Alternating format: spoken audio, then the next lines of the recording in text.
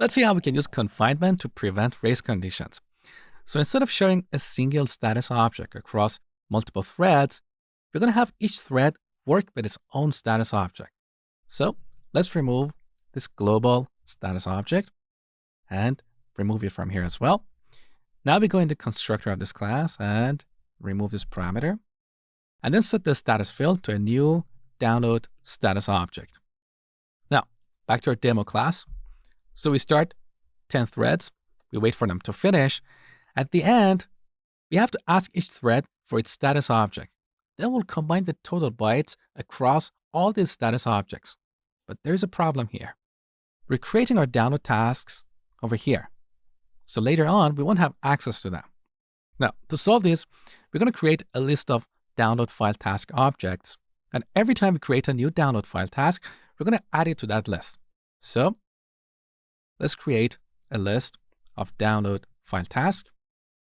We call it tasks and set it to a new array list. Now, in our for loop, first we create a task object, new download file task. Then we add it to our list. So tasks.add task. And now we can pass that object over here. That's better. Now, after all these threads are finished, we need to combine the total bytes across these tasks.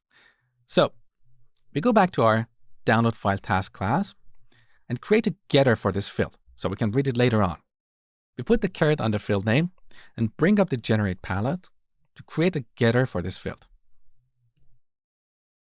So here's our getter, getStatus, which returns the status field.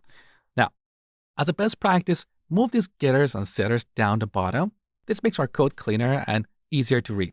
So first we list our fields, then we have our constructors, then we have our public methods, and finally we have our getters and setters. So let's move this down. There you go. So after the run method, we have our getter. Now, back to our demo class. Here we can use the streams API to combine the total bytes across these tasks.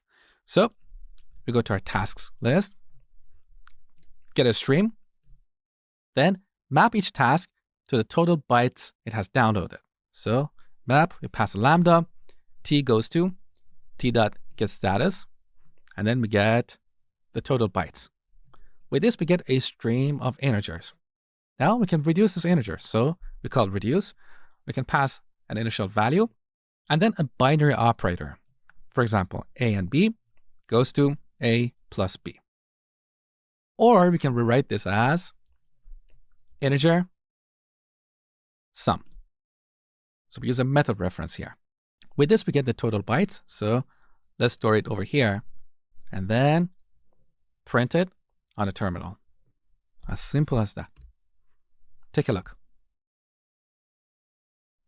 So we have 100,000 bytes. If we run this program again, we get the exact same result. So we no longer have a race condition because these threads are not modifying a shared object.